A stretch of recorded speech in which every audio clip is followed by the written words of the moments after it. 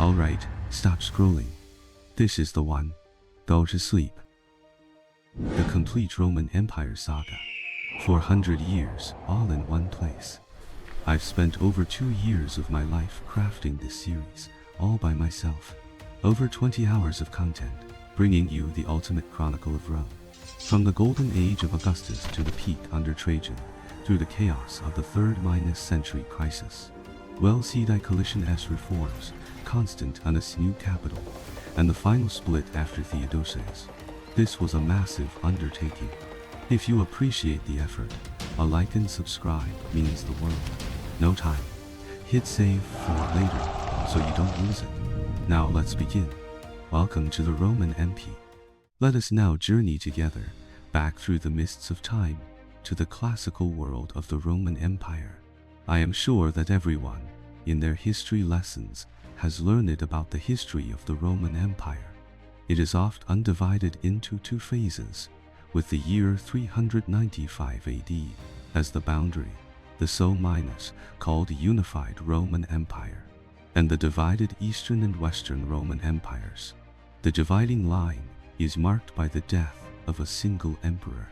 For now, let us not discuss whether this division is reasonable, but instead focus our attention on the seemingly epoch-making emperor.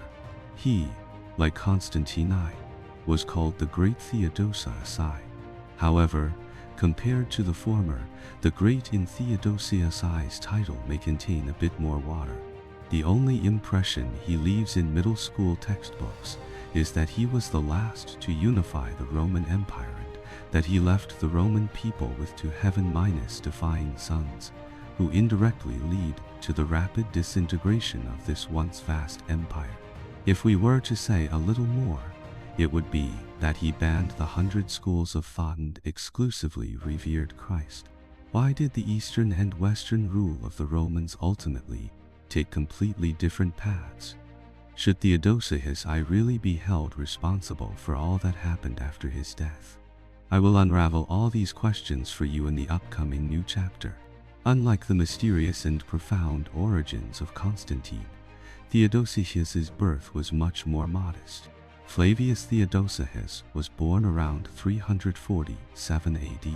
Historical records have little to say about his early years. As for his birthplace, there are 2 theories: Cauca, in the province of Galatia, Hispania, or Italicae in the province of Boeotia, Hispania. Whichever is true, it means that he was a fellow countryman of the Bathoshoner Emperor Trajan. Theodosius's ancestors managed a small farm in Spain. Although not considered nobility, they could be described as well-off. From a very young age, Theodosius followed his father, the elder Theodosius, to various parts of the empire, participating in campaigns in the East and West, and receiving a practical education that combined knowledge and action. He developed a strong interest in social history, which laid the foundation for his future life goals. The elder Theodosius rose through the ranks to the high position of Magister Equitum, Master of the Horse. But if things had proceeded as expected, a man of Theodosius's rank would still have had no chance of becoming emperor. What historical opportunity was it that pushed him to the pinnacle of power? To understand this, we must start from the exit of Julian from the stage. In June of 363 AD, Julian, during his eastern expedition, accidentally disappeared into the Mesopotamian interior. A little-known general named Jovian, simply because he had a good name, was inexplicably elected emperor. He then signed a humiliating treaty with the Persian Emperor Shatter II, ceding a large amount of territory, including the important city of Nisibis, before he could lead the remnants of his defeated army back into the country. Upon arriving at Nisibis, the emperor refused to enter the city he had just ceded. When Shatter II's representatives arrived to raise the Persian flag, he ordered the entire population of the city to immediately abandon all their property and leave, handing the city over to the Persians. The residents were furious and, even willing to organize their own armed forces to defend the city. But Jovian refused to tear up the treaty. The residents of Nisibis were forced to leave their homes with their families, a truly miserable sight. Jovian then led his army to continue westward, arranging for Procopius to bury the late Emperor Julian. On the way, Jovian announced the restoration of Christianity's status, almost completely abolishing Julian's religious policies. In Edessa, he even met with Athanasius, who had been hiding in Egypt. This old man, for the umpteenth time, returned like lightning. "Children, I've won the resurrection match again." After arriving in Antioch, the gentle and refined citizens of Antioch once again fiercely criticized the new emperor. The half-dead Jovian, cursing and swearing, fled Antioch. In January of 364, Jovian arrived in Ancire and established his son as co-emperor. The imperial power was becoming increasingly stable. As long as he returned to Constantinople, everything would be fine. On February, while passing through the small town of Danube, Jovian died accidentally. Some say he ate poisonous mushrooms, others say he was assassinated. But the people around him did not conduct any formal investigation. Jovian thus died inexplicably in the spring of his 30-3rd year. The emperor of the Romans was dead again. The generals gathered together again. For the second time, they offered the throne to Sallust, and for the second time Sallust asked them to choose someone else. In the end, the candidate who gained everyone's approval was Valentinian. Valentinian's father, Gratian, was a Roman of Illyrian origin. He came from a humble background and gained his position through martial arts and military merit. He had served as the comes of Africa and Britain. Valentinian himself had long served in the army.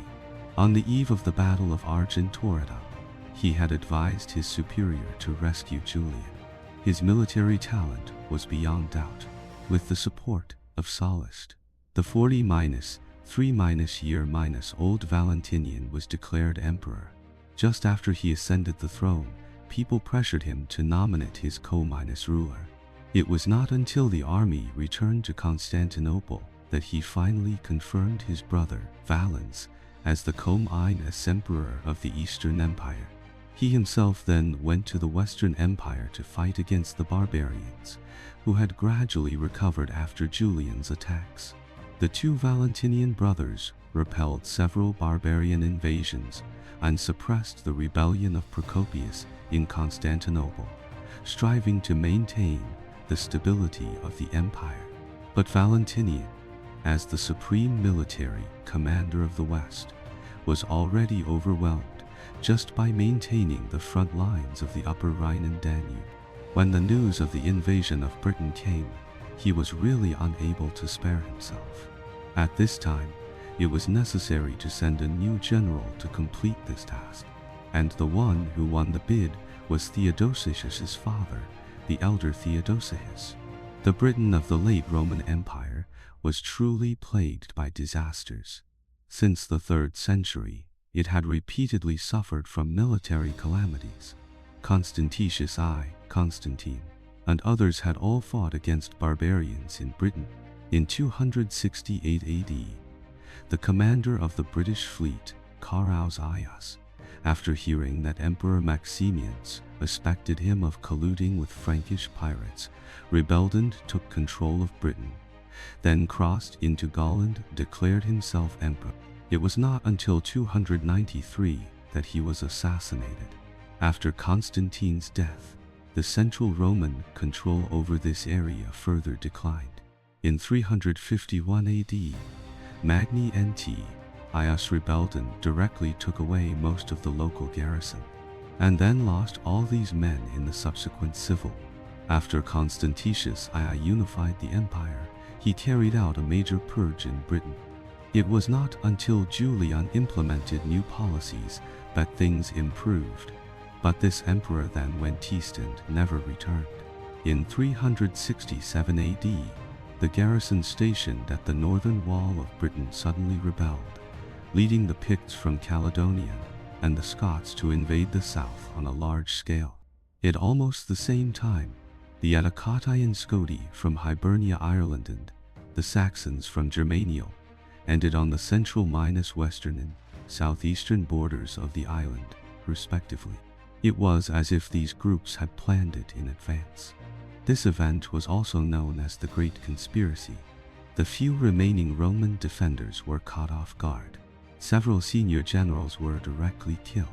Almost the entire of Britain was suddenly plunged into the flames of war. The local residents were even served up on the invaders' dinner tables on a large scale. Upon learning of the great change in Britain, Emperor Valentinian was held back by the Alemanni and could not spare himself. He immediately dispatched the Magister Officio Rum, Severus, to lead the suppression of the rebellion. The result was no gain. He immediately recalled Severus and sent Jovinus to lead the army. The result was another defeat. In desperation, in 368 AD, Valentinian was forced to send the elder Theodosius to Britain for the third time. Theodosius quickly led his troops to the port of Bologna. He took advantage of the favorable weather, seized the best time for sailing, and led a large number of veteran groups, composed of Herculean Batavia NS, plus the guard legions of Jovian and Victor, to land safely in Britain. On this trip to Britain, he also brought two people with him. One was his eldest son, Theodosius, and the other was his distant nephew, Magnus Maximus. At this time, the situation in Britain was extremely critical. The main city of Londinium was also under siege. The surrounding area of the city was completely looted. The elder Theodosius led his army to relieve Londinium, fighting his way through. After defeating several barbarian groups, he rescued a large number of captives, distributed some of the spoils to the soldiers as rewards, and then returned all the rest to their original owners, earning himself a reputation for being selfless. After leading his army into Londinium, the elder Theodosius made this place his base camp. After receiving reinforcements from Emperor Valentinian, he immediately launched his restoration plan. First, restore the government institutions of Britain and reappoint government officials.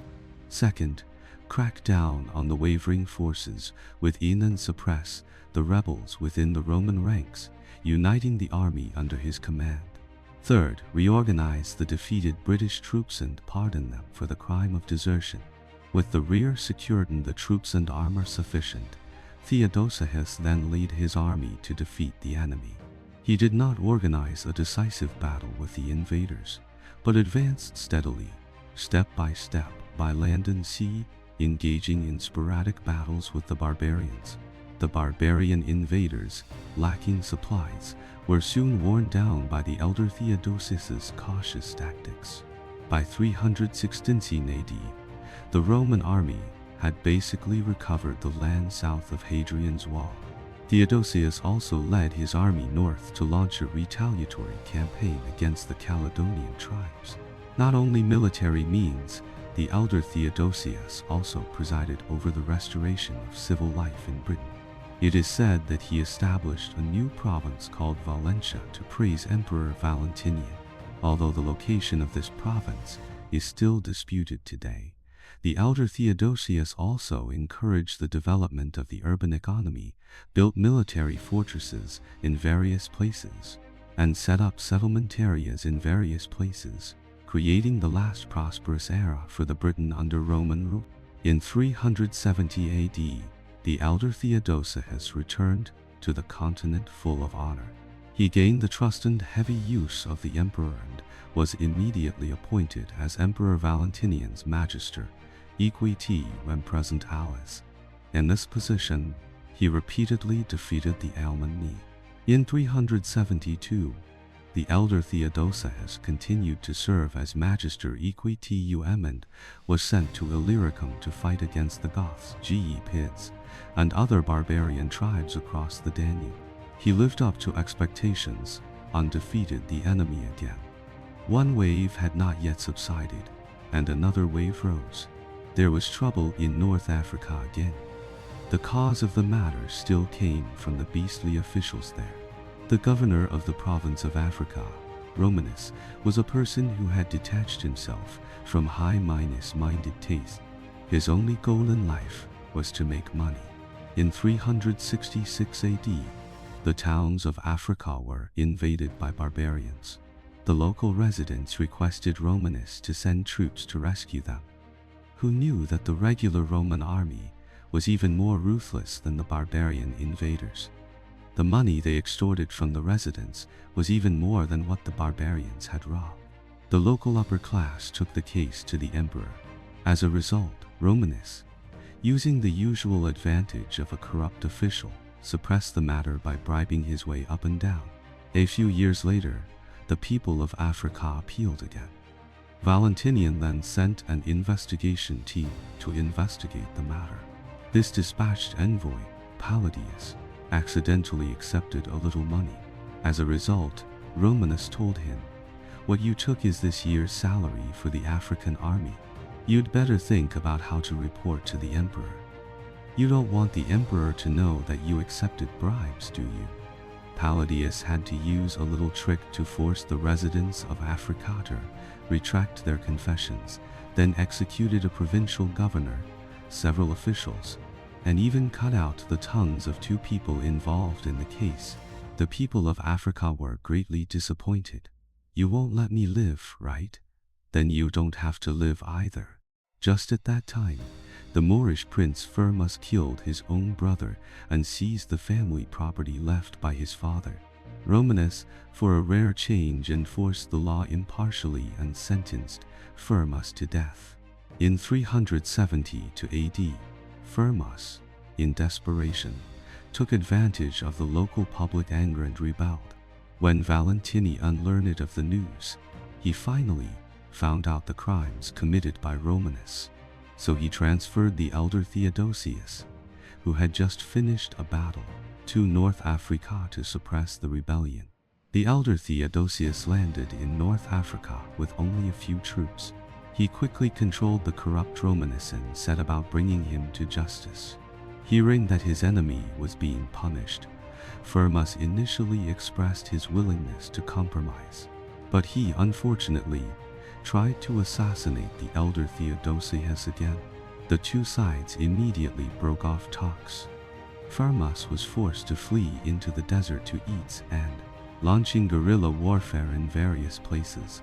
After a long period of stalemate, in 375 AD, the elder Theodosius sent a force of light troops deep into the desert, recovering the local tribes one by one.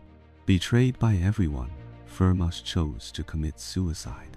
The 3-year-long North African rebellion came to an end. The elder Theodosius transported the rebel leader's head back to the Roman country on a camel.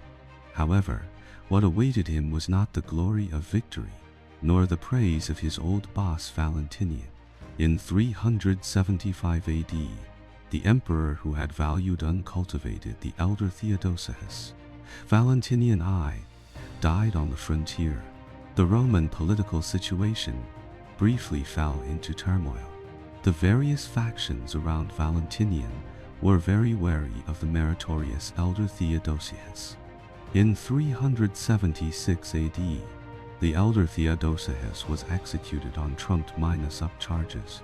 His legendary career came to an abrupt end.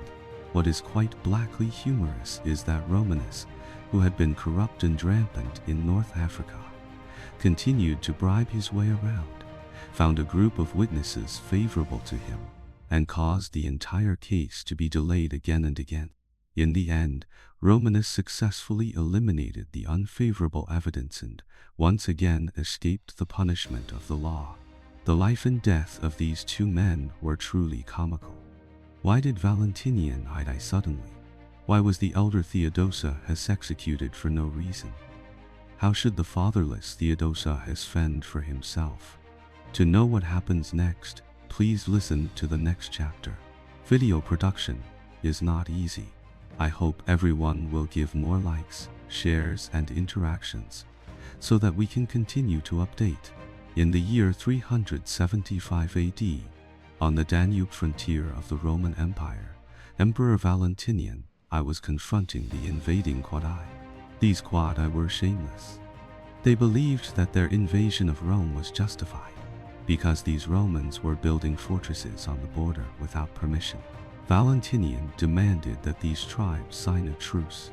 As a result, some of them were not even willing to sign the agreement. How could Valentinian have suffered such a grievance? He immediately broke into a rage without any grace, and cordially greeted the 18 generations of the Quadi's ancestors.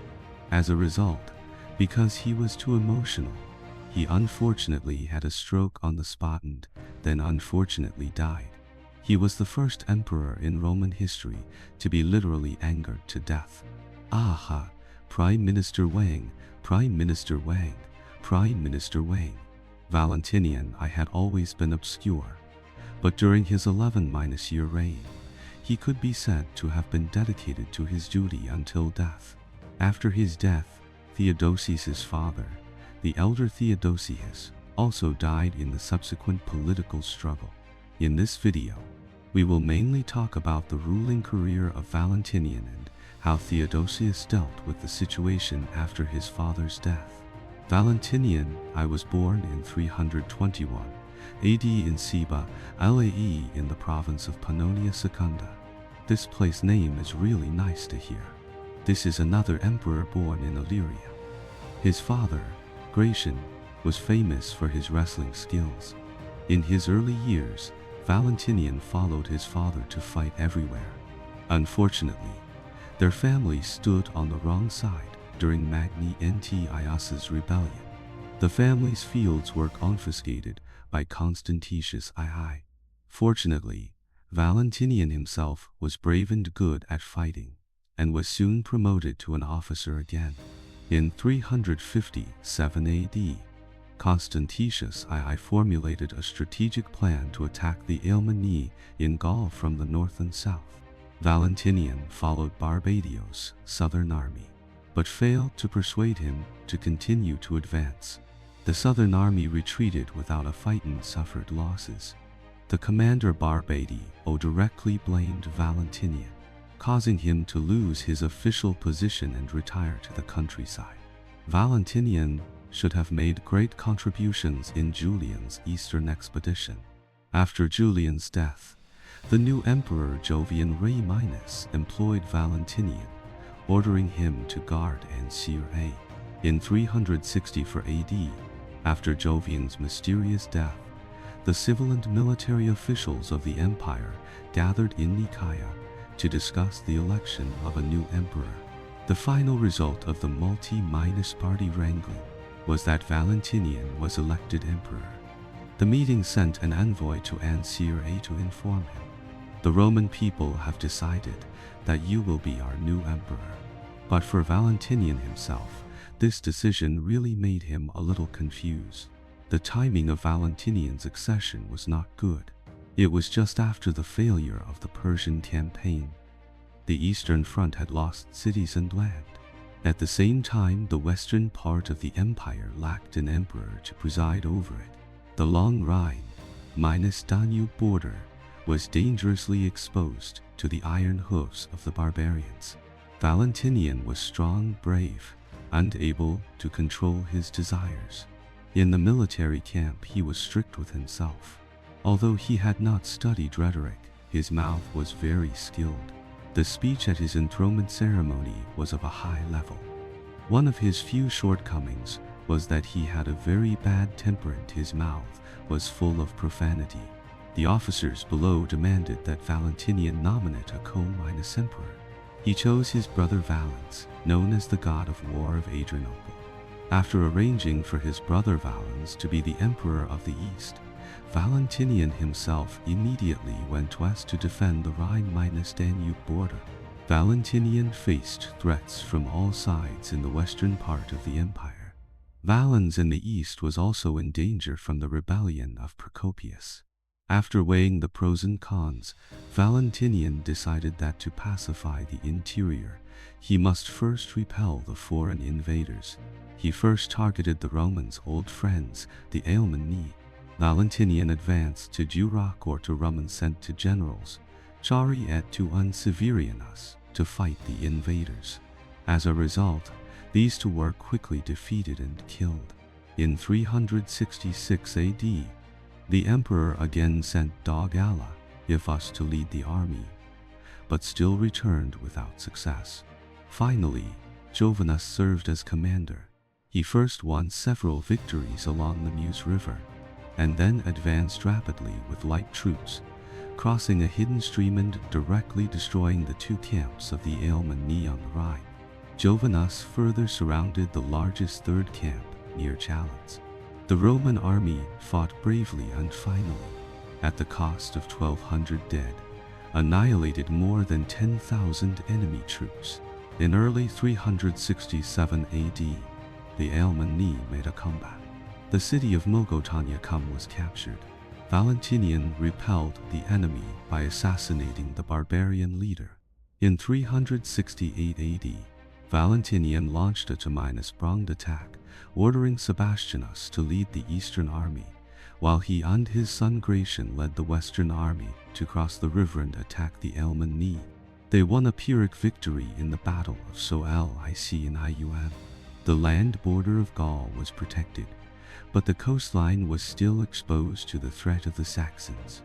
Valentinian sent his subordinate to attack the Saxons and won several minor victories. The Saxons, seeing that they could not win, chose to surrender, willing to hand over some of their young and strong men in exchange for returning to their homeland, who knew that the Romans did not play by the rules. On the surface, they agreed to peace talks, but secretly they directly surrounded them with a large army and, taking the enemy by surprise, killed all the invaders. Not only military strikes, but also division and disintegration. Valentinian incited conflict between the Burgundians and the Alemanni, causing the two tribes to kill each other. The general, the elder Theodosius, took the opportunity to attack. The Alemanni reluctantly declared their submission. The Gallic theater became calm again. The Rhine front was protected, but the Danube front was still unstable. Valentinian, facing the enemy across the Danube, chose to continue to build new defensive works to consolidate the border security. But the Quadi on the other side were not fools. They all complained to the emperor, "The fortresses you Romans have built seriously threaten our safety." The commander of Illyria, Equidius, temporarily suspended the progress of the project and waited for the emperor's instructions. Valentinian, I had a bad temper. It's my decision whether to build the fortress or not. He directly gave the task to Equidius's son, Marcellinus. This Marcellinus was also a person who did not play by the rules. He pretended to accept the request of the Quadi king, Gabinius, and invited him to the Roman territory for a drink to strengthen the traditional friendship between Rome and the Quadi. This invitation was really a hangmen banquet, but this simple-minded king actually believed it. As a result, he died at the banquet without any surprise.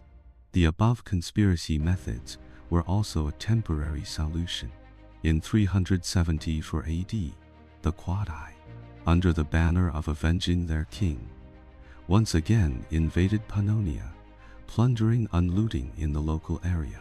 What was more urgent was that Gratian's fiancée, the daughter of Constantius II, Princess Constantia, was passing through this place at this time. It was only with the rescue of the new provincial governor that she was able to barely retreat to Sirmium. The Quadi could not take the city and turn to besiege the relief force. Equidius led the legions to relieve Sirmium, but was ambushed on the way, and the whole army was annihilated. Only the young Theodosius of the province of Moesius successfully repelled the invasion with his army alone. This was also the first time Theodosius led an army alone and won a victory. Valentinian was stationed in Trier and could not spare himself to rescue Illyria for the time being. so he continued to stay in Gaul to improve the system. Since Valentinian's accession, he had made considerable contributions to the construction of the imperial system. First, he banned behind Minus the Minus scenes, which is cults and executed ambitious people in various places. Second, he maintained the habit of thrift and simplicity, and cracked down on corruption and indulgence. Third, he attached importance to the development of education, setting up schools in the metropolitan areas of every province and encouraging them to teach Latin and Greek rhetoric and grammar courses. Fourth, he condemned the act of abandoning one's own baby, equipped doctors in all parts of the country, and improved the medical conditions in various places. Fifth, he implemented a policy of religious tolerance, respecting the religious people of all ethnic groups and alleviating the internal contradictions of the empire. Although the above systems were not fully implemented, they can also show the personal ability of Emperor Valentinian and had many far-reaching effects on the Roman Empire. Of course, Valentinian also had negative policies. In terms of justice, Valentinian's attitude was rather frivolous and manic. His judgments on his subordinates were extremely emotional. There were often subordinates who made mistakes who were ordered by him to be executed directly. In terms of taxation, Valentinian was not like his brother, who reduced taxes. Instead, he continued to levy exorbitant taxes on the people. However, his purpose was not to make money for himself, but to transform the taxes into military power and give benefits to the soldiers of the army. In 375 AD, Valentinian I left Trier and marched east, advancing towards the Danube front, preparing to launch a counterattack against the Quad I. The Roman army approached the Danube and won a battle. Sirmium was successfully relieved. The Quad I completely withdrew from the Danube. Pursue the tottering foe with courage. Valentinian decided to press on. He set up his winter camp at Brige IO on the Danube, near present Day Pressburg, Hungary. The Quad I were now scared out of their wits. They sent envoys to complain to the emperor, not even having the courage to seek justice for their king. They only asked the Romans to stop building fortresses. They would execute the leaders who had invaded Rome. Who knew that Valentinian would not show any mercy? He cursed wantonly, calling the Quad I despicable, ungrateful, and arrogant barbarians. Valentinian had been exposed to the elements for many years, working tirelessly on the front line. At this time, he was over 50 years old. At this moment, he accidentally had a stroke. He fell into the arms of his attendants, unable to speak. Before he died, Valentinian was still conscious and tried to give his last words to his confidants. Unfortunately, he was already powerless. He was 50- years old. Valentinian's death caused the political situation in the Western Empire to suddenly fall into chaos. He had been married twice in his life, to Marina and Justina, and had two sons, Gratian and Valentinian II. There is also a story about his two marriages, recorded in Socrates' ecclesiastical history. Valentinian's second wife, Justina, was an old acquaintance of his first wife, Marina. Their relationship gradually became intimate. It is said that one time, Empress Marina and Justina were bathing together. She immediately lost control of herself. Marina then told her husband about Justina. How can there be such a lovely girl? Although I am a woman, I am completely fascinated by her. Valentinian saw, oh, it's really like that. He liked her very much. But his first wife was not bad either, right? What should he do now? It was very difficult to choose. He simply declared a law that a man could marry two wives, and then directly took Justina, acknowledging both of them as his wives. Why not cultivate with us and enjoy eternal bliss? No wonder the great king likes you so much. Even I can't help but feel love for you when I see you. I didn't expect that a bitter and cold place like Jeju could produce such a beautiful beauty as you. If it were me, I would also be head over heels for you, a thing that can ruin a family and a country. This. I feel pity for you even as I see you. This belongs to the category of I feel pity for you, even as I see you. The above story is most likely not true. The Romans really did not allow polygamy.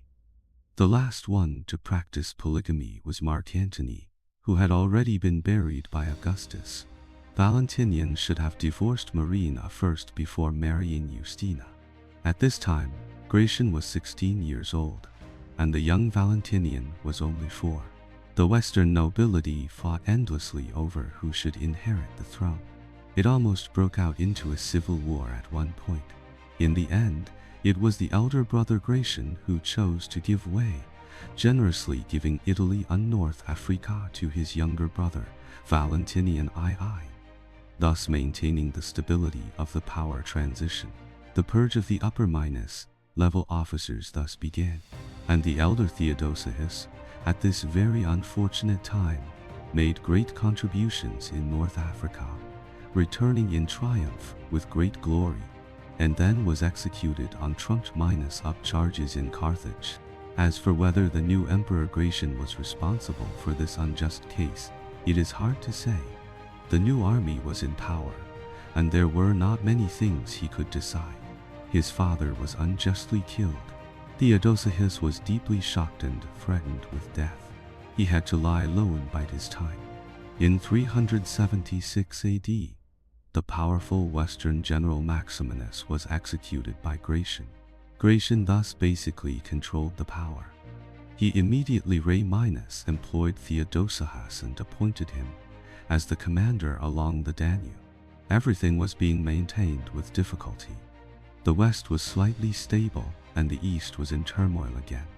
Gratian was preparing to send troops to aid his uncle Valens in repelling the Gothic invasion. However, news soon came that the tribes south of the Rhine had invaded again. Gratian's reinforcements failed to support Valens at the expected time. What is the reply from the commander minus chief's side? It's still the same sentence. It's still the same sentence from the commander minus chief. And Valens failed to fully investigate the actual strength and movements of the Goths, and rejected the peace proposal of the Gothic leader Fr. Tiger N, insisting on attacking the Goths first. Gratian's military operations on the Rhine were very successful. The Alemanni were once again driven back to their old home. However, just as he was rushing to the eastern theater, a piece of news came like a thunderbolt from a clear sky. Valens was completely annihilated at Adrianople. The Goths were rampant throughout Thrace. Constantinople was in imminent danger. Video production is not easy. I hope everyone will give more likes, shares, and interactions so that we can continue to update. At the same time, everyone is welcome to join our Roman History Interest group to discuss Roman-related topics together. In addition, the exclusive channel for Power upcharging is continuously being updated. Everyone is welcome to charge up and support us. See you in the next video. Do you know which famous defeats the Roman legions fought? There was the Battle of Cannae, where Hannibal became a god, the Battle of Carrhae with Crassus and his gold, and the Battle of the Teutoburg Forest that made Augustus shout, "Give me back my legions." But these defeats all happened during Rome's rising period. No matter how badly they lost, the Romans, like unkillable cockroaches, could always win the resurrection match. So what would happen if the declining Roman Empire encountered this situation? The theme of this video is just such a battle, a famous defeat that is said to have led to the fall of the Western Roman Empire. The battlefield was a scorched earth. Apart from the sky and the earth, the Goths left nothing behind. The bodies of Roman soldiers were scattered everywhere. The Roman banners fell in shame. Even the Roman Emperor Valens was killed in battle. The Roman high-ranking officers were almost wiped out. The main army suffered heavy losses. This was the Battle of Adrianople, which occurred in 378 AD. Its tragedy can be compared to the Battle of Cannae against Hannibal, and the impact of this battle was far greater than that. The Roman Republic of centuries ago could continue to recruit troops to fight Hannibal to the death. But the Roman Empire at this moment was already on a downward slope. After suffering heavy losses, it was difficult to recover for many years. Why did the Romans lose so badly? How did Emperor Valens walk this road of no return? In this video, we will tell the story of this emperor. Valens was the younger brother of Valentinian. Compared to his hot-empered brother, who often cursed, Valens was indeed a younger brother. His character was relatively weak, indecisive, introverted, and conservative, although he was also commendable in internal affairs. For example, he advocated thrift, opposed extravagance, and formulated many related laws and regulations. The advantage of such a character was that he could follow his brother's lead and there was no risk of rebellion. But the disadvantage was also obvious. It was difficult for him to stand on his own. He always needed his brother's help. As Valentinian went to the west, problems soon appeared here with Valens. The problem appeared with the imperial relatives of the previous dynasty. Julian's cousin, Procopius, was not by his side when Julian died. Confused, he missed the opportunity to compete for the succession to the throne. When Jovian led the army back, he arranged for Procopius to bury Julian, which in effect deprived him of his military power. Procopius knew that his identity was very sensitive. He chose to retire to the countryside and not ask about political affairs. But even so, the new emperor's suspicion of him would not disappear. He sent officials to investigate cases related to him. The tone revealed by these people was either the death penalty or life imprisonment. Procopius used all means to escape pursuit and went into exile on the coast of the Black Sea in the Bosporus. In the end, he still decided to take a gamble and secretly return to Constantinople. At this time, Valens was in Antioch monitoring the Persians. Moreover, he had dismissed the famous Sallust. The residents of Constantinople were very dissatisfied with this. Procopius seized the opportunity to contact his old friends, appointed Shaper II's brother Horn IZD as Roman consul, and married the widow of Constantius II, Faustina, and rebelled with her daughter Constantia. The rebel army soon controlled the capital Constantinople and the surrounding provinces. When Valentinian learned of this news, he was trapped by the battle situation on the front line and could not quickly rescue him. He said, "Procopius is only an enemy of my brother and myself, while the Alemanni are the enemies of the entire Roman world." This belongs to the category of to pacify the interior. One must first repel the foreign invaders. Valens was even more outrageous. He even requested to negotiate peace with Procopius and reach a compromise. Fortunately, at this time, the Eastern Roman Empire had a more complete administrative structure, which prevented Valens from making major mistakes. On the other hand, Procopius's social skills were even more heaven-defying. He directly forced many of his subordinates to rebel. Valens took the opportunity to employ Sallust to rally the hearts of the people, and then sent troops to suppress the rebellion. Valens's army won both battles. Procopius was eventually betrayed by his subordinates, defeated, and killed. Valens barely stabilized the situation in the east. The interior was barely stable, but conflict broke out again on the northern Danube border.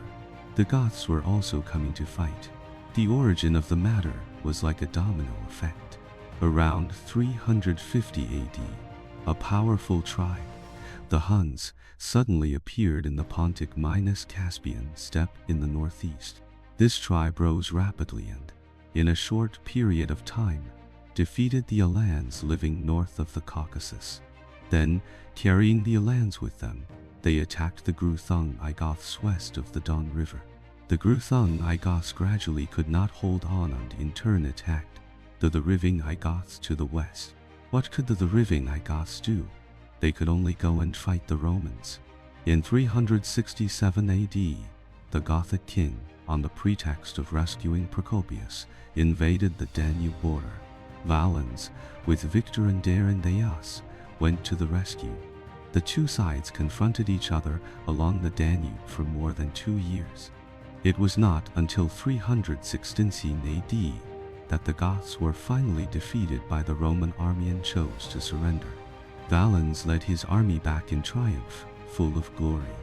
Unfortunately, the next time he came here, he would not be so lucky.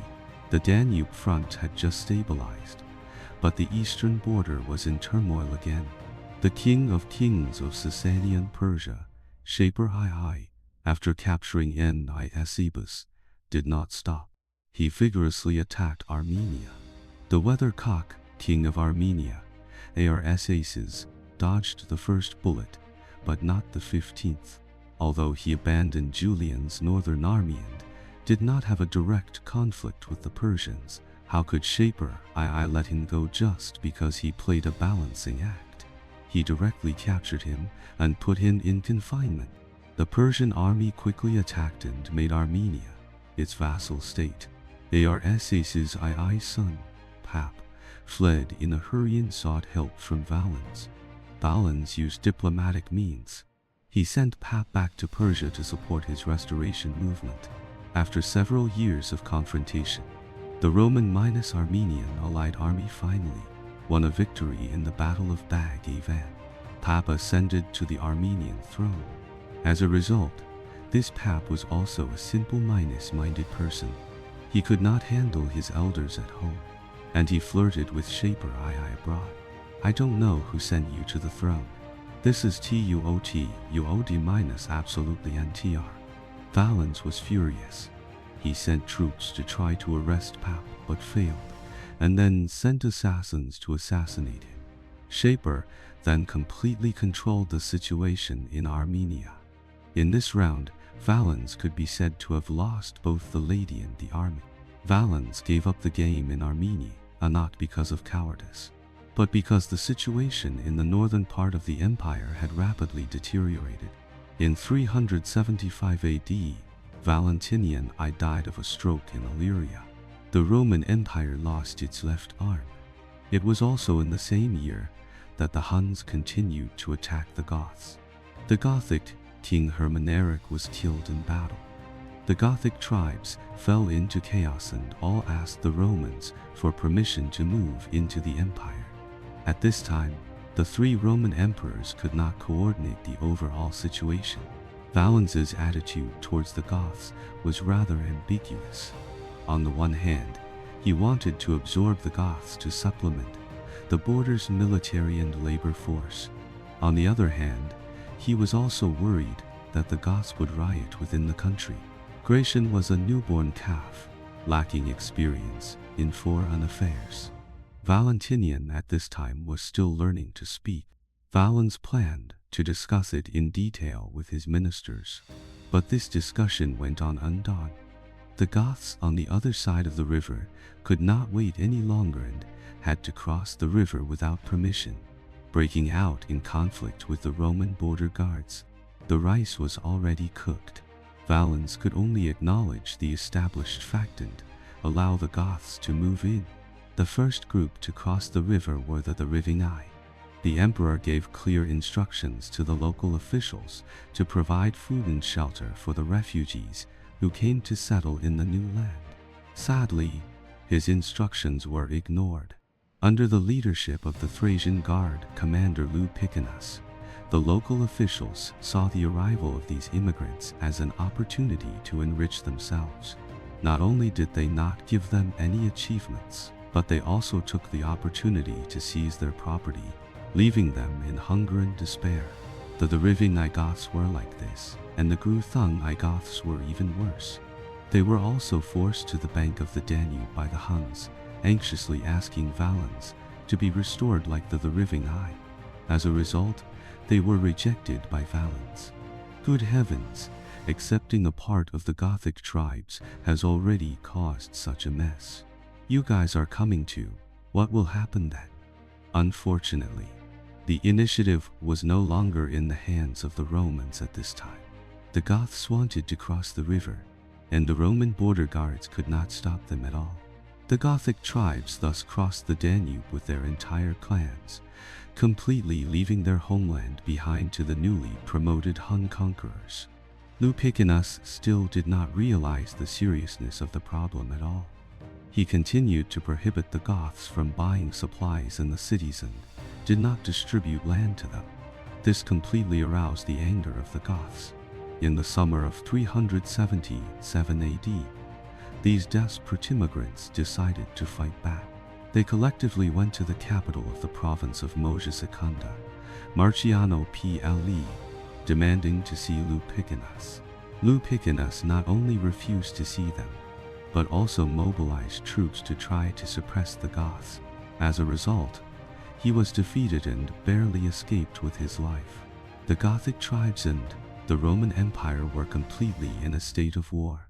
In the winter of 377, the Roman Danube frontier was engulfed in the flames of war. The Gothic army blossomed everywhere, reaching Adrianople in the south.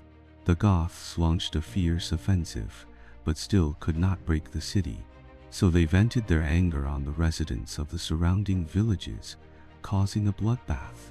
In the winter of 377, Valens set out from Antioch and returned to Constantinople, and sent two generals, Trajan and Profuturus, to fight the enemy in advance.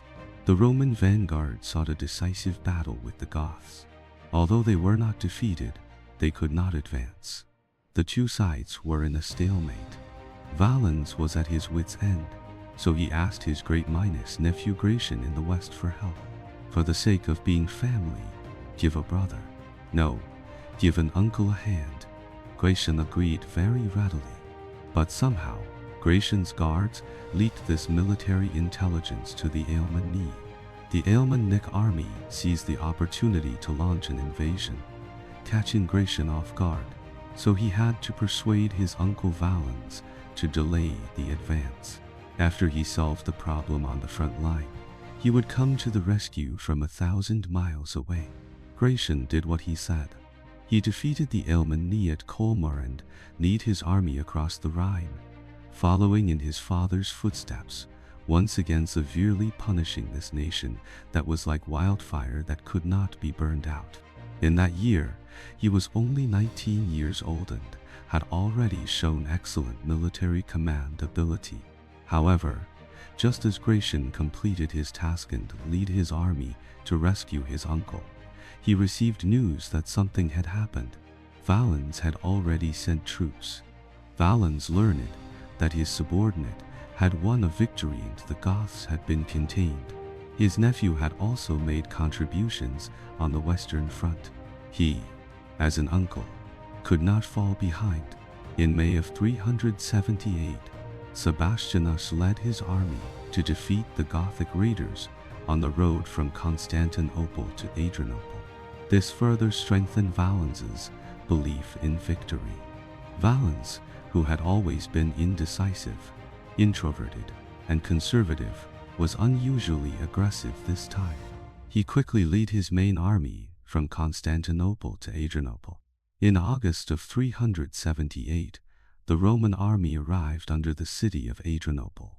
Gratian sent a letter to his uncle, asking him to wait for his arrival before attacking together. Valens's senior generals also advised him not to be impulsive, not to be aggressive. Have you forgotten how Julian died? At the same time, the Gothic chieftain F.I. Tigeren sent envoys one after another, trying to persuade Valens to stop the war. But Valens was already on his head.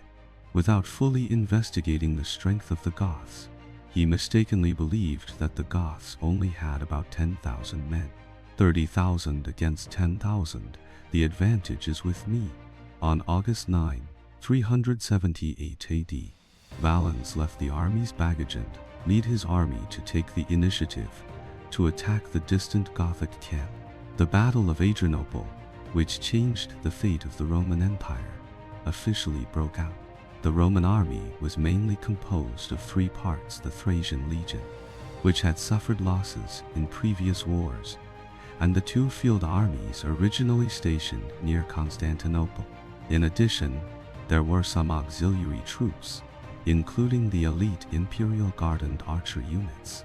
There were also some Arab mercenary cavalry. The total number was about 15,000 to 30,000 men, mainly heavy infantry, with archers and cavalry as support. Everyone just needs to remember the key point: the Roman cavalry was not strong this time. The Gothic army had about 12,000 to 15,000 men, and the proportion of cavalry was probably higher than that of the Roman army. There is a lot of debate in the academic world on this aspect. Some people believe that the Gothic cavalry was more than the infantry, and the Gothic victory came from the cavalry advantage. Others believe that in this war, the ratio of infantry to cavalry did not play a role. The Romans set out from Adrianople and marched for more than 10 kilometers under the scorching sun. This caused the Roman soldiers to be exhausted. The Goths, on the other hand, were well-rested and occupied the advantageous hilly terrain, and also had a pre-built camp. The Gothic cavalry was out foraging at this time, and it would take time to gather and return, so the Goths first released a smoke bomb, once again sending envoys to contact the Romans. But the Romans were determined, so the vanguard general directly ignored Valens's order and attacked the Gothic camp. As expected, they were easily defeated, which directly caused the Roman army to lose face and morale to plummet. Valens had to lead his army to advance by force. After a hard fight, they finally approached the wagon circle of the Gothic camp. However, it was all too late. The Gothic cavalry successfully returned. The Roman cavalry, which was already not at an advantage, was defeated and quickly fled the battlefield, leaving the Roman heavy infantry on the Great Plain. The outcome of the war was already determined at this point. No matter how sophisticated the weapons of the Roman infantry were, how complete their armor was, or how superb their martial arts were, they were powerless against the energetic cavalry of the Goths. On the other hand, they were also attacked by the Goths from both sides, becoming like fish on a chopping board, helplessly waiting to be harvested by the cavalry.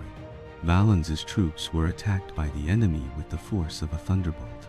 In a panic, they could only fight for themselves, compressed in a small area, unable to form a line to fight, suffering heavy casualties and completely collapsing.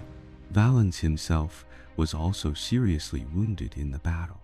Under the desperate resistance of his light troops, he was moved from the battlefield to a nearby wooden house. He originally wanted to find another way after his wound was bandaged, but the enemy soon surrounded this simple hiding place, piled up dry wood, and set fire to the house. The flames immediately engulfed the entire house. Emperor Valens and his entourage all died heroically. Only one of the young men jumped out of the window and barely escaped with his life. He confirmed the information that Valens was burned to death. For the Goths, if they could capture Valens alive, their interests would be maximized. Unfortunately, this emperor, who was just over 50 years old, died in a fire. In this battle, the Roman army lost more than 2/3 of its soldiers. One emperor, to cavalry and infantry commanders, to palace dignitaries, and 30-5 tribunes were all killed, including the senior general Sebastianus. The remnants of the Roman army could only escape under the cover of night. Only a few generals, such as Victor, survived. The Battle of Adrianople wiped out most of the main force of the Eastern Roman Empire. The Goths were unstoppable after this battle. Constantinople was in imminent danger, exposed to the Goth spear point. The Roman Empire at this time still had people who could take charge of the overall situation Theodosius in the east and Gratian in the west. Video production is not easy. I hope everyone will give more likes, shares, and interactions so that we can continue to update. At the same time, everyone is welcome to join our Roman history interest group to discuss Roman minus related topics together. In addition, the exclusive channel for power minus upcharging is continuously being updated. Everyone is welcome to charge up and support us. See you in the next video. In 200 BC, when the Han Gaoziyu Emperor Yu Ban, who had just defeated the hegemon minus king of Western Chu, Xiangyu, and unified the Central Plains, personally led an army of 300,000 north. He was besieged by Mota Chanyu at Baideng Mountain and almost capsized in a ditch.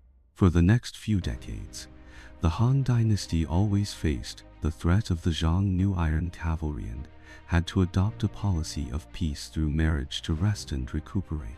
The once invincible Xiongnu state was truly glorious. However, just a few decades later, the balance of power between the Han and the Xiongnu changed. After the 1st century AD, the name Xiongnu gradually faded out of Chinese history. In these hundreds of years, many wonderful stories naturally happened.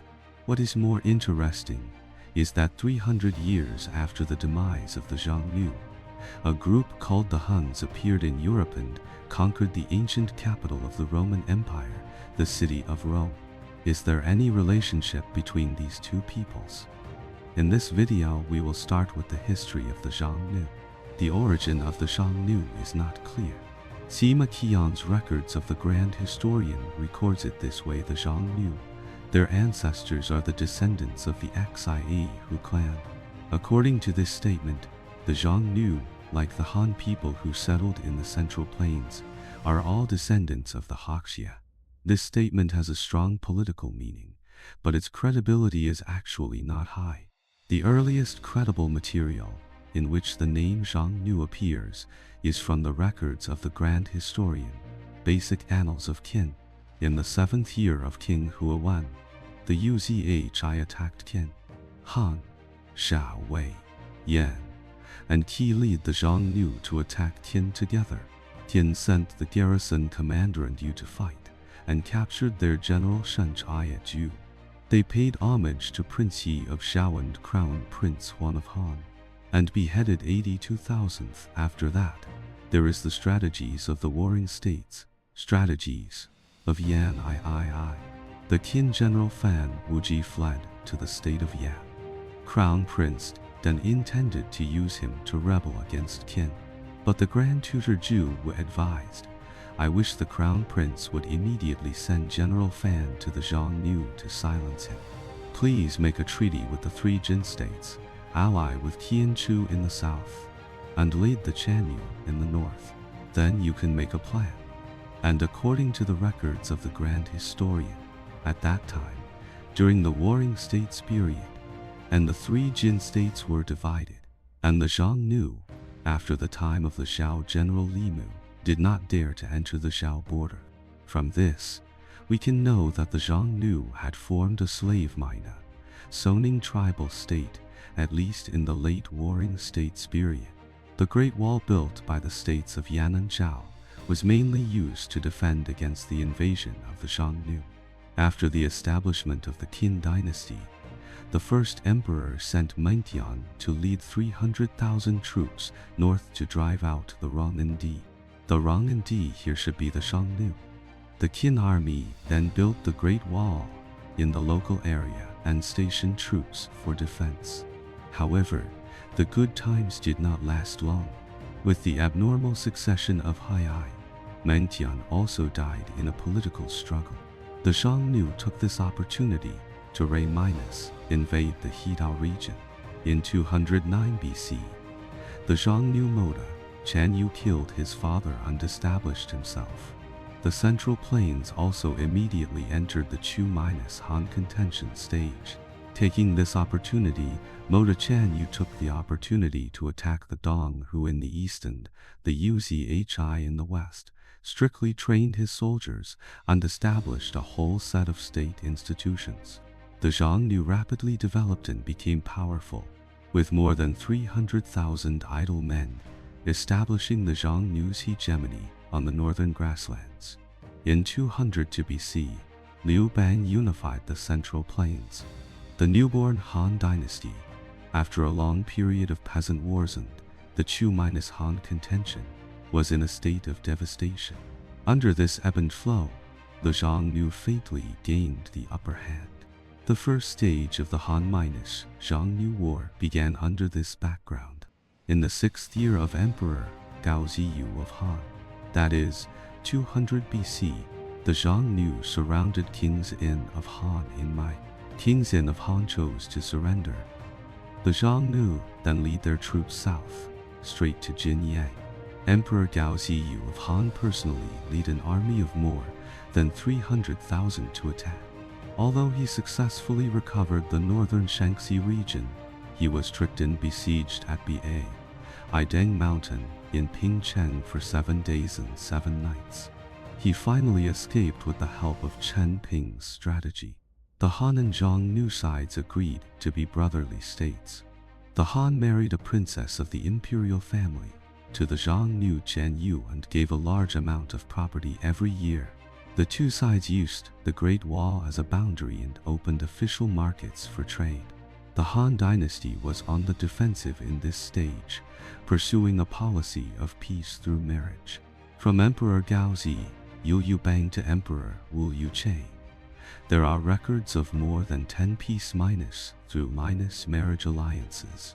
However, even though the peace-through-marriage policy continued, the Xiongnu's invasion of the Han dynasty never stopped. In the 6th year of Empress Gao of Han, 182 BC, the Xiongnu invaded Didao.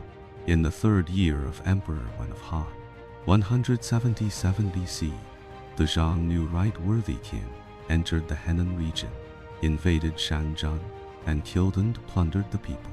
In the 14th year of Emperor Wen of Han, 166 BC, the Xiongnu invaded Xiaoguan, threatening Chenghan.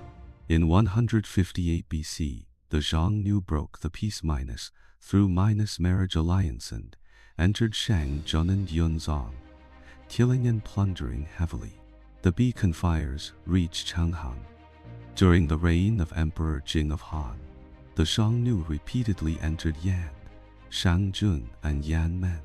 In this stage, the Han dynasty was not only conservative in its military strategy, but also suppressed spiritually.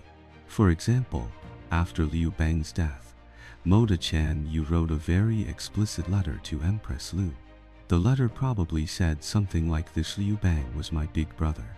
Now that my big brother is dead, according to our Xiongnu's Levirate marriage system, do you think we too should?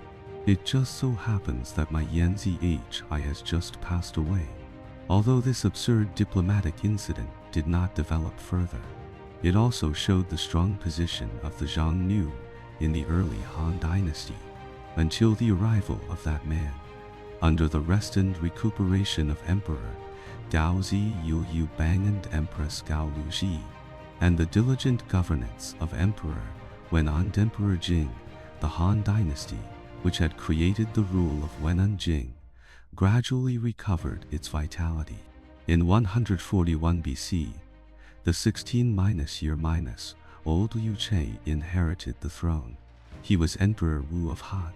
After Emperor Wu ascended the throne, he changed the passive defensive attitude of his predecessors towards the Xiongnu and gradually adopted an active and enterprising attitude. Emperor Wu once expressed his determination in an edict. Emperor Gaozi Yu settled the worries of Chen and Shi. During the time of Empress Gao, the Chen Yu's uncle and nephew repeatedly rebelled. Duke Xiang of Qi avenged a 9-generation grudge. The Spring and Autumn Annals greatly praises this. Emperor Wu sent Zhang Tian on a mission to the western regions, trying to unite the Yuzi and Wu Sun to attack the Xiongnu together. He also prepared for war at home. In the 2nd year of Yu Wangguang, 133 BC, Emperor Wu summoned the ministers to discuss the strategy against the Xiongnu. In the end, they decided on a policy of using force against the Xiongnu and set up the Mai plot. Unfortunately, because the Xiongnu Chan Yu captured the Yan official when Yu Xian learned that the Han army had an ambush, the Mai plot failed. The Han-Xiongnu War entered its second stage. In the 6th year of Yuan Guguang, 129 BC, the Xiongnu entered Shangu. Emperor Wu sent troops to attack in 4 directions. The chariot and cavalry general Wei Ting came out of Shangu. The cavalry general Gong Sun came out of Dai Commandery. The light chariot general Gong Sun, he came out of Yunzhong. The Shaoji general Li Guang came out of Yanmen. Among them, Gong Sun and Li Guang were defeated. Gong Sun, he returned without success. Only Wei Qing went straight to Longcheng, a Longshou. Wei Qing and Huo Kubing, this pair of divine generals, thus appeared on the stage of history.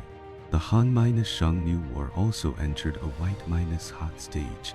In the 2nd year of Yuan Shuo, 127 BC, Wei Qing attacked the Hitao region.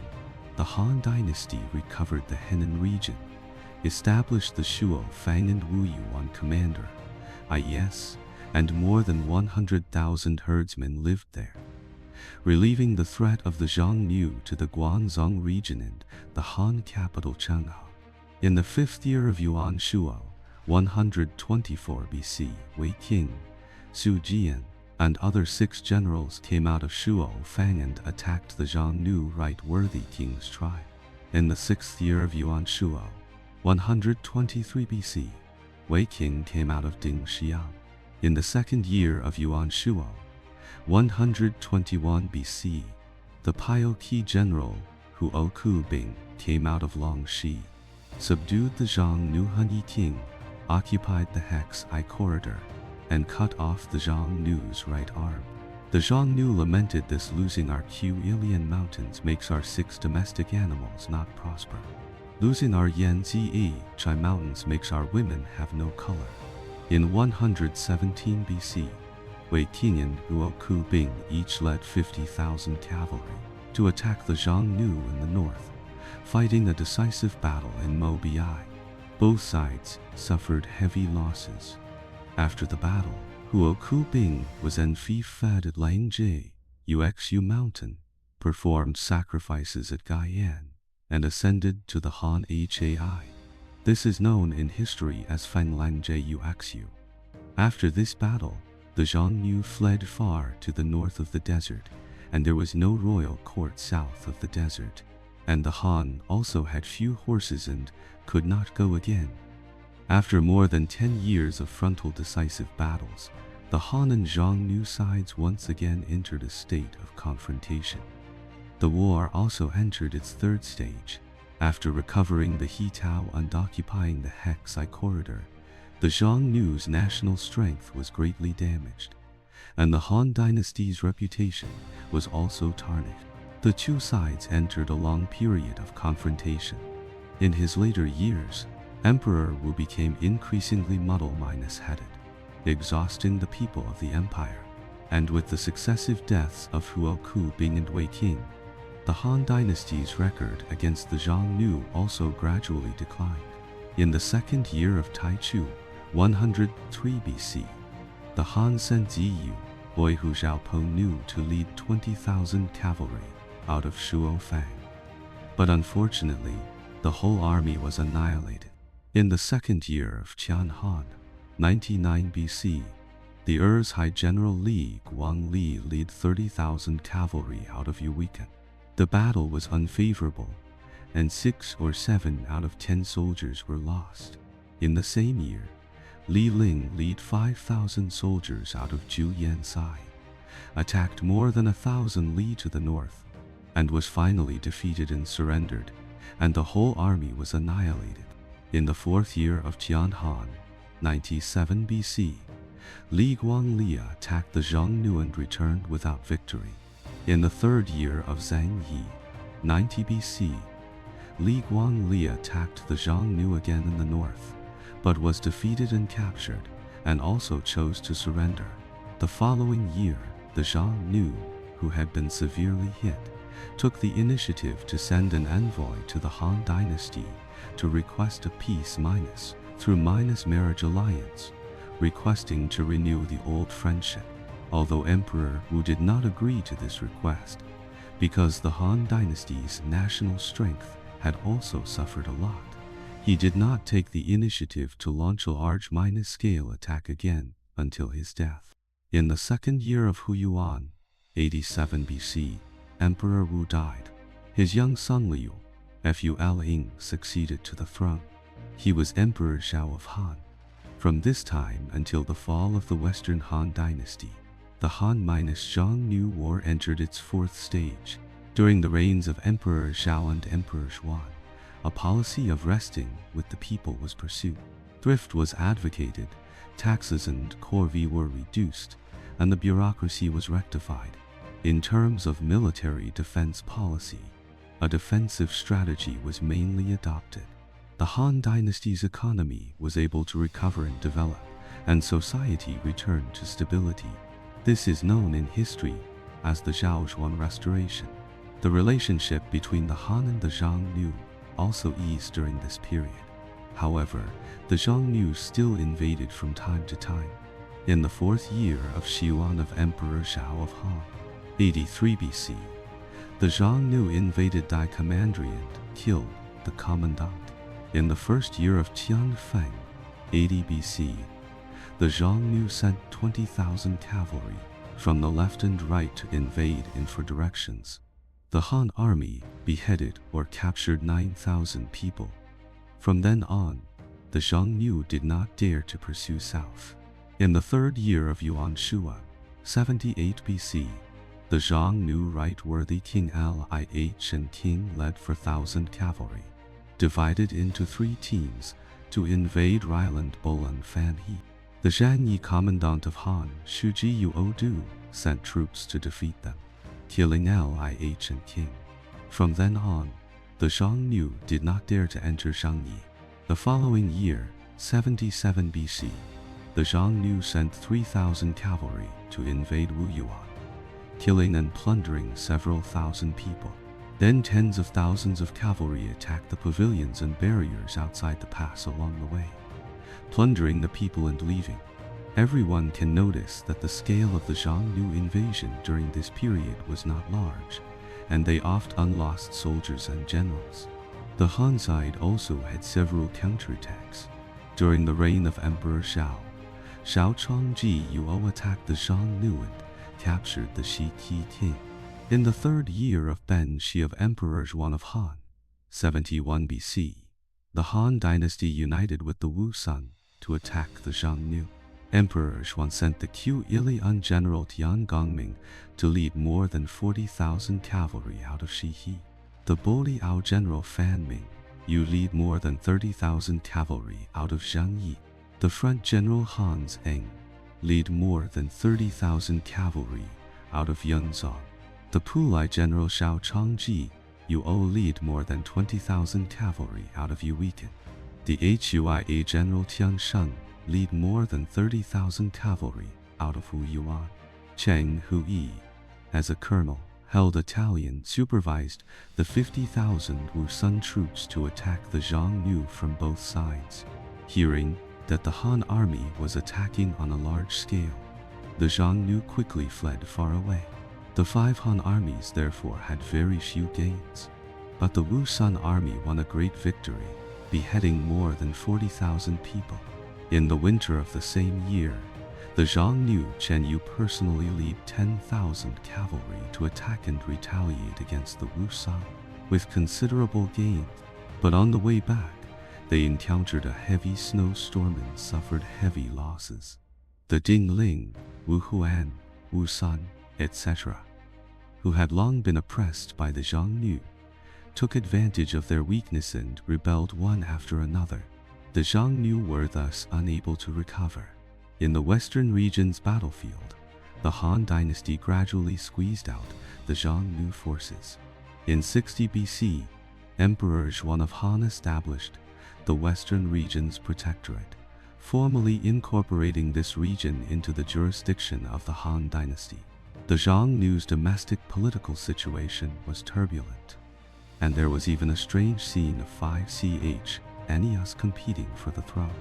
In the end, this melee evolved into a struggle between Hunnic Domino and Zhizhi Chanyu. Hunnic Domino was at a disadvantage in the civil war and sent an envoy to surrender to the Han dynasty. Later, the Hunyuan Chanyu went to the capital twice to have an audience with Emperor Zhuan of Han in the 3rd year of Ganlu, 51 BC, and the 1st year of Huanglong, 49 BC. In the 4th year of Jian Zhao of Emperor Yuan of Han, 35 BC, the Western Regions Protector of the Han dynasty, whose father was the commandant Chen Tang, persuaded the commandant Yan Yanshu to forge an edict and send more than 40,000 people from the various states of the Western regions, divided into 2 routes, to attack the Xiongnu, besieging and killing Zhizhi Chanyu. His head was sent to the capital. After the war, Chen Tang wrote a memorial with the bold words, "Hang the head on the pole to show the barbarians for 10,000 li. Those who dare to offend the mighty Han, though far away, will be punished." In 33 BC, Hunnic Domino went to the capital again and asked to be a son minus in minus law. Emperor Yuan of Han then married the palace lady Wang Shao Zhen to Hunnic Domino. The Chanyu wrote a letter expressing his willingness to forever protect the border. The son of heaven of the Han dynasty and the Xiongnu Chanyu made an agreement south of the Great Wall. The son of heaven has it north of the Great Wall. The Chanyu has it. Those who violate the pass will be punished with a strong text. Those who surrender will not be accepted. The Han and Xiongnu then maintained a period of peace until the Western Han regime was replaced by Wang Mang. After Wang Mang usurped the Han, he made many misjudgments in his policies towards the surrounding ethnic minorities. His attitude towards the Xiongnu was even more outrageous. As a well-known obsessive-compulsive name-changer, Wang Mang changed the Xiongnu Chanyu seal and changed the name of the Xiongnu Chanyu to Ji. Unnu Chanyu to Ji Unnu Fuyu surrendered slave, submissive barbarian, rubbing the Xiongnu Chanyu's face on the ground. The Xiongnu side was greatly angered and restarted the traditional special ability of going south to cut grass. For the Xiongnu's disrespectful behavior, Wang Mang held an attitude of never-ending struggle. Throughout the Xin dynasty, Wang Mang never gave up his attempt to launch an northern expedition against the Xiongnu. Even when uprisings were breaking out everywhere and the regime was on the verge of collapse, Wang Mang still transferred the ancient coins of the world and the Shihi and Wuzhu of Shuo Fang and Yu Yang, each commandery with 1 million, wanting to use them to attack the Xiongnu. However, with the Lul in army entering Chenghan, Liu Zhu established the world, and the Han dynasty returned like lightning.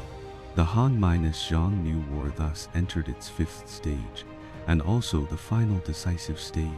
The Central Plains region, which had experienced the 2 Han dynasties, was once again poor and destitute, waiting to be revived. If nothing unexpected happened, the Xiongnu should have seized this opportunity to rise again. However, this time it was the Xiongnu's own internal strife. In 46 AD, years of internal political struggle and economic crisis led to the final north-south split of the Xiongnu. Among them, the southern Xiongnu Chanyu was the grandson of Hunnic Bai. The northern Xiongnu Chanyu was Punyu.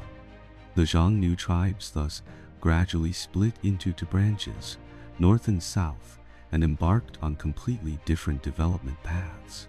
The southern Xiongnu branch from then on moved to the south of the desert and became a vassal state under the Han dynasty. After the 3 kingdoms and the western Jin dynasty, they joined the trend of ethnic integration and established a series of regimes in the Central Plains such as the Han Zhao, northern Liang, and Huzhou regime. They then integrated into the Huaxia nation and disappeared without a trace. The northern Xiongnu branch continued to fight with the eastern Han. The northern Xiongnu had the upper hand in the early eastern Han and constantly sent troops to harass the Han border.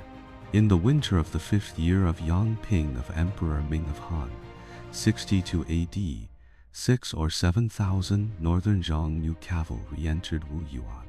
In December, they invaded Yunzong again, reaching Yuanyang.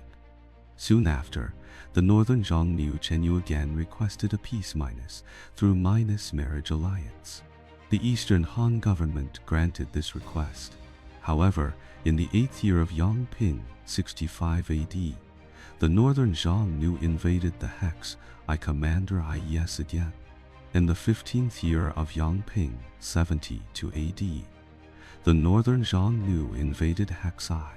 In the 16th year of Yangping, 73 AD, the northern Xiongnu made a major invasion of Yunzong, reaching Yuyan. The eastern Han army launched a counterattack and repelled them.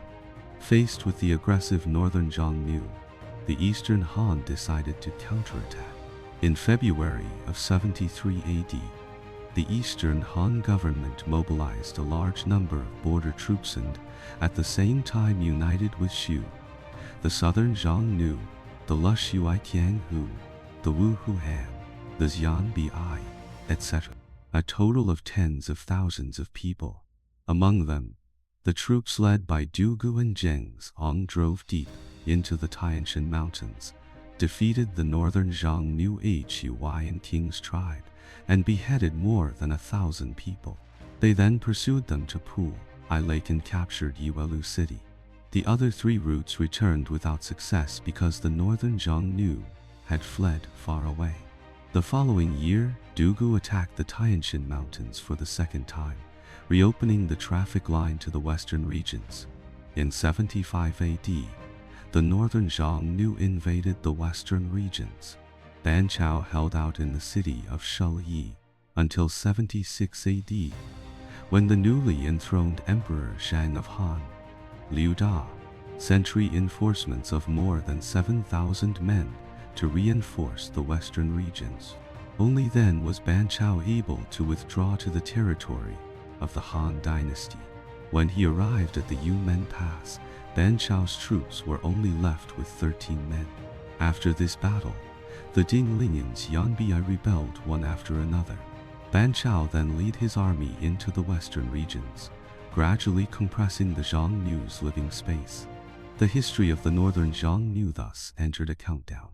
In 89 AD, Zhu Xian and Zheng Bing, together with the southern Xiongnu, attacked and fought the northern Shan Yu at Jinluo Mountain. The northern Shan Yu was defeated and fled. The Han army pursued in victory, ambushing and killing more than 13,000 people. More than 200,000 northern Xiongnu successively submitted to the eastern Han. Du Xian, with Zheng Bing and Ban Gu, ascended Yan Ran Mountain, carved a stone to record their achievements, and returned. This is known in history as Yan Ran Less High. In 91 AD, Zheng Hua led his army to attack Jin Wei Mountain and defeated the northern Xiongnu army again. The remnants of the northern Xiongnu could no longer withstand the ravages of the Han army and migrated west from the northern grasslands. After that, the northern Xiongnu only maintained a certain influence in the western regions. When the eastern Han faced the Xianling-Yang rebellion, they briefly occupied the western regions. In 131 AD, the Han army led by Ban Yang recovered the western regions. The northern Xiongnu forces were from then on confined to a corner of the northwest. After that, around the reign of Emperor Huan of Han, the northern Xiongnu, under the continuous attack of the Xianbi, withdrew from the northern grasslands and embarked on a long journey of westward migration. Subsequently, they gradually disappeared from the historical records of various countries. Their rise was vigorous, and their fall was sudden. From the late Warring States period to the Middle and late Eastern Han dynasty, The Xiongnu state dominated the grasslands for more than 300 years, leaving an indelible mark on the history of China and even the world. 1,000 years passed in a flash. Just as people were gradually forgetting the existence of the Xiongnu, a thunderbolt suddenly struck the European historical academic circle in the 18th century. The historian Joseph D.C.G. Uig, referring to the Wen's Yan Tong Kao, the Zizi Hi Tongi and Gang Mu, and the late Roman Empire history written by the Roman historian Ammianus Marcellinus, completed his work Histoire Générale des Huns in 1756 and came to a startling conclusion. The Xiongnu, who had migrated from northern China, reappeared on the European continent more than 300 years later, and this tribe was called the Huns in Europe. The Hun king, Attila, was also called the Scourge of God. It was this Scourge of God that indirectly led to the fall of the so-minus called Western Roman Empire.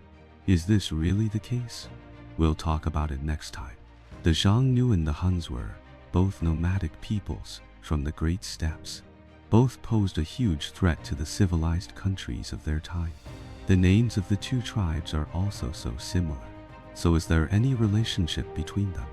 In 200 BC, Emperor Gao Ziyu of Han, Liubang, was besieged by the Xiongnu mode Chen Yu at Bai Deng Mountain. In 452 AD, the ancient capital of the Roman Empire, Rome, was under the threat of the Hun king Attila. It is said that you can try two Zhang characters with one stroke. They were one family 500 years ago. Many people thus believe that the Xiongnu and the Huns are of the same origin and race. Thus, what is derived is that the combat power of the Han dynasty is greater than that of the Roman Empire. Such is the inequality of combat power. The above view sounds very reasonable at first, but in fact, there are too many points to complain about. Not to mention that these two events are separated by more than 600 years. When Attila visited Rome, the land of China was already in the Yuan-Dar era. Just talking about the relationship between the two groups, the Xiongnu and the Huns, is quite limited. In this video, we will explore the source of this argument and try to explain whether the Huns and the Xiongnu are related. The history of the Xiongnu has been discussed in the last video. In this video, we will talk about the origin of the Huns. The origin of the Huns and their connection with other steppe peoples are not certain. Scholars generally believe that they originated in Central Asia, but there are huge disagreements on the specific details of their origin. In short, this group suddenly appeared in Europe up around 370 AD.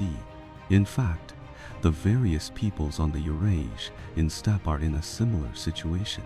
The information about their origin can only be guessed from the scattered words in the historical books of the surrounding civilized countries. Roman writers once tried to clarify the origin of the Huns. For example, Ammianus Marcellinus believed that this nation lived beyond the Maiatic swamp on the ice of the frozen ocean, and its barbarism was beyond imagination. The Romans also elaborated a small story. The Huns, while chasing a wild deer or a cow, entered the territory of the Goths, crossed the Crimea, and entered the Crimea. They suddenly found that this land seemed quite good, and then attacked the local Goths. Jordanes Gica mentions that the Goths believed that the Huns were the offspring of unclean spirits and Gothic witches. The ancient views on the origin of the Huns basically end here. The Huns just suddenly appeared in the Romans' field of vision. As for where these people came from and when they appeared, probably even the Huns themselves could not say clearly. So how did the Huns get connected with the Xiongnu, who were born on the East Asian steppe? The first person to propose the theory of the common origin of the Huns and the Xiongnu was the French scholar Joseph Duig. He completed his work Histoire Générale des Huns in 1756. In the book, he believed that north of the northern border of the provinces of Shaanxi and northern Zhi Li, There once lived a famous nation, which produced the nations we later called the Huns, Turks, Mongols, Hungarians, etc. The emperors of the Shang dynasty called this region Ji, Yuifang, while the emperors of the Zhou dynasty called it Jianyang. Finally, the emperors of the Han dynasty called it Zhongnu. This is a name misread by the Han people. We still don't know its real pronunciation, but it must have produced the two names, Han and Han, which became famous in Europe because these nations invaded Europe. The German sinologue Ist Friedrich Hirth made a great contribution to the theory of the origin of the Huns. His paper The Huns of the Volga and the Xiongnu, published in 1900, used Chinese and Western historical materials to supplement and improve the theory proposed by Dguignes, gradually improving the general routine process of the westward migration of the Xiongnu, and confirming that the Xiongnu, who migrated from the East Asian steppe, traveled west to the Volga River basin around the 4th century and invaded Europe to the west at the end of the 4th century. Under the influence of these scholars, the theory of the common origin of the Huns and the Xiongnu was accepted by many people at that time. So how did this view originate? It was most likely because of the homophony. In the 17th and 18th centuries, Christian missionaries living in the Qing dynasty accidentally discovered that the pronunciations of the two words, Xiongnu and Han, were very similar, and the time also roughly matched, with a difference of only 200 or 300 years. So they began to study whether the two groups were of the same origin. It feels like setting up a target and shooting at it yourself, or drawing the target after shooting the arrow. In addition, there is another saying that Western historians of that era always liked to attribute bad things to the East. The previous terrifying Mongol conquest came from the East. The Seljuk Turk conquest came from the East. Timur also came from the East. Then the Huns, needless to say, must have come from the eastern steppes. All bad things came from that place. So why has this view gradually lost its supporters today? The answer is also very simple. Because there is really no evidence for this theory. If we analyze the Chinese and Western historical materials together, we can probably get the following definite information. First, the Xiongnu lived north of the Great Wall for a long time. Second, the Huns lived for a long time in the land beyond the Maiitic Swamp, which is roughly the area north of the Sea of Azov today. For example, the Zaporizhzhia and Donbass regions today. Third, after the north-south split of the Xiongnu, the northern Xiongnu tribe migrated west in the Middle and late Eastern Han dynasty and disappeared. Fourth, the Huns suddenly appeared on the Eastern European steppe at the end of the 4th century, indirectly leading to the tragic defeat of the Roman Empire at Adrianople. The key to verifying the relationship between the Huns and the Xiongnu is to study the whereabouts of the northern Xiongnu after their westward migration and the origin of the Huns before their appearance. According to the Book of Wei, the state of Yuban is northwest of Wusun, 19,300 li from Dai. Its ancestors were the tribe of the northern Chanyu of the Xiongnu. They were driven out by the Han chariot and cavalry general Duxian. The northern Chanyu fled west to Kengju. The state of Sogdiana is west of the Pamir Mountains, northwest of Kengju, 16,000 li from Dai. The Xiongnu first killed its king and took its country. By the time of King Han I, with 300 million, the Xiongnu here should refer to the White Huns, the Hephalites. This group should have been a small tribe under the rule of the Xiongnu, so it was also given the name Xiongnu in Chinese historical books. As for the Hephalites state, that later rose in Central Asia and had frequent passionate exchanges with Sasanian Persia. The Book of Wei also describes the Hephalites state as a kind of the Da-Uzhi, also called a different kind of the Gaoche. Its origin is from the north of the pass, 11,000 li from Changhan. After the Taian era, they sent envoys to pay tribute every year. By the time of Emperor Gaozong, it had been 80 or 90 years. The He Phalites first paid tribute to the Northern Wei. The Northern Wei emperor was Emperor Gaozong when Chen Di, Tuoba Zhang. This year was the second year of Taiyan, which is 456 AD.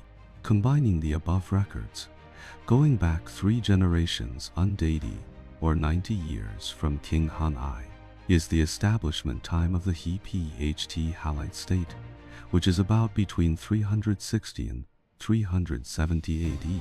Everyone remember this point. The ancestors of King Hun I had lived in Central Asia for nearly 100 years, but the German Sino-law Guy St. Hirth compared Hun I, the king of the He Phalites, who appeared in the Sog Diana article of the Book of Wei, to Erna Kh, the youngest son of the Hun king Attila, thus forcibly linking the Huns and the Xiongnu. You know, the Huns appeared on the Eastern European steppe around 370 AD. The Huns and the He Phalites established their states almost at the same time, thousands of miles apart. How could Attila, 100 years later, rule the Hunnic dynasty in the West and at the same time put his young son on the He Phalite throne? Therefore, the above argument is groundless. The path of Western scholars is not feasible. Let's look at Chinese scholars. In Mr. Wu X Inyang's The Natural Geographical Reasons for the Westward Migration of the Xiongnu, he proposed the natural geographical view. In the 3rd century, the direction of the Mexican warm current blew towards the polar regions, the southern desert expanded, and the northern forests and grasslands were full of beasts. Therefore, in the process of the westward migration of the Xiongnu, they also migrated north. Thus, in the ice of the frozen ocean recorded by Ammianus Marcellinus, they met the Ogurs. The 2 nations merged with each other and formed the Huns famous in Europe. What kind of group is this Ogur? In Mr. Zhu Dianyang's Are the Huns the Xiongnu? He believes that the Ogurs and the Uyghurs are of the same origin. The article establishes a connection between the 2 groups from the perspective of lifestyle and linguistics. Both are part of the Oghuz group of the Great Steppes, but the above views still lack evidence. To this day, the origin of the Huns is still a mystery. The relationship between the Huns and the Xiongnu naturally cannot be determined. Perhaps the Huns really have a little Xiongnu blood. Perhaps some descendants of the Xiongnu did indeed follow the Hunnic tribe south. But regardless of who the Huns are of the same origin with, according to the natural geographical theory, the reason why the Huns moved southwest at the end of the 4th century was because they were attacked by the northern cold current and had to go south to see cleaving space. This is how they tore through the defense lines of the Alans and Goths and became the so-minus called Scourge of God. Here I want to propose a bold theory. Regardless of whether the Huns and the Xiongnu are related, even if the northern Xiongnu did not migrate west, the Hunnic group, under climate change, would inevitably migrate west from the Pontic-Caspian steppe. Therefore, the inequality of combat power that the Han dynasty defeated the Xiongnu defeated the Goths, and the Goths defeated the Romans can be completely regarded as a joke. As for some rumors about the research on the DNA of the Huns, I have not studied it in depth. If there are professional friends, you can share your own views in the comment section. The above are all my private goods. Everyone is welcome to come and discuss together. Finally, let's review the process of the Huns pushing the dominoes.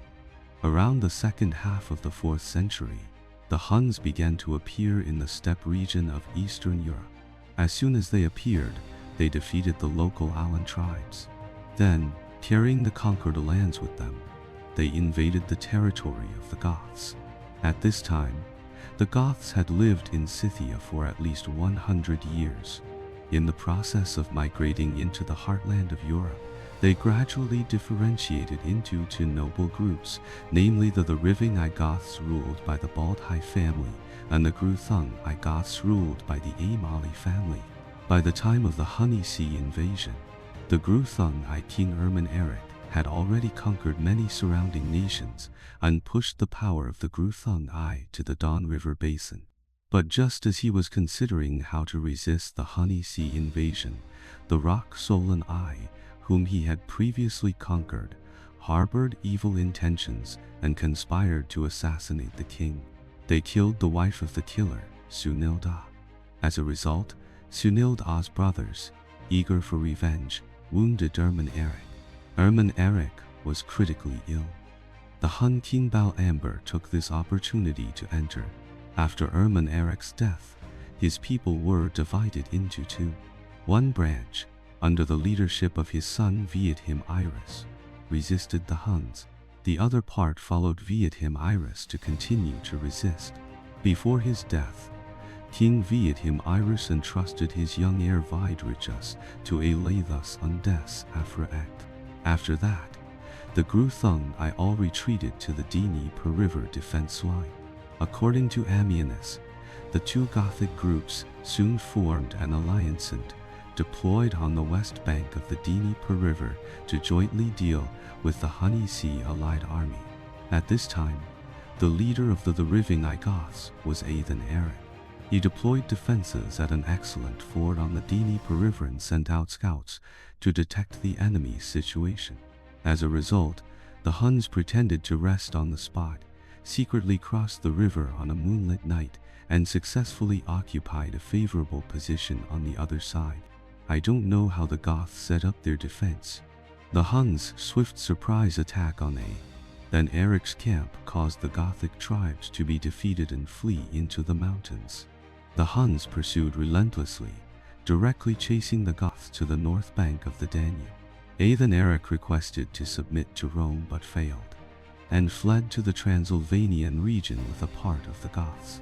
Most of the Riving Goths decided to be led by Alavivus and Def Tigeren, cross the Danube, and go to the Thracian region under the rule of the Roman Empire. Soon the time came. Around 375 AD, the Gruthung Goths led by Alathus Undes Afraex also came to the north bank of the Danube and forcibly crossed the Danube. The subsequent plot is very classic. The Romans could not bear so many barbarian populations. The contradictions between the two sides gradually intensified. Finally, Valens was ready to set out and was about to arrive at his loyal Adrianople. Alright, in this video, we have talked about the origin of the Xiongnu and the Huns. Here, I will add one more point. The ancient nomadic tribes were very unstable. Their ethnic identity would change with the appearance of strong leaders and conquerors. Therefore, nomadic tribes did not actually have the characteristics of a nation in the modern sense. The history of nomadic tribes hundreds of years ago can hardly have any impact on their real identity, not to mention the distant ancestors that most likely did not exist for the Huns. This is all the content of this video. Thank you for watching. See you next time.